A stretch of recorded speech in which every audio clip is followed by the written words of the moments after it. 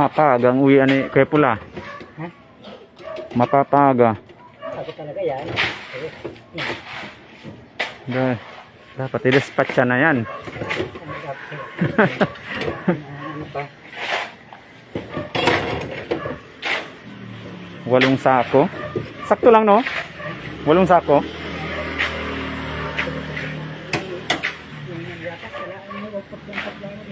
Ha?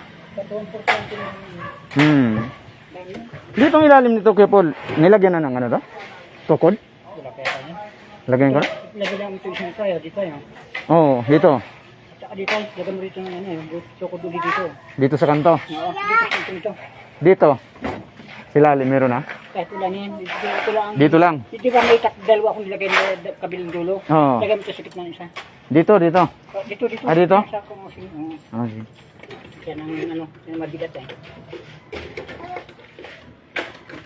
So,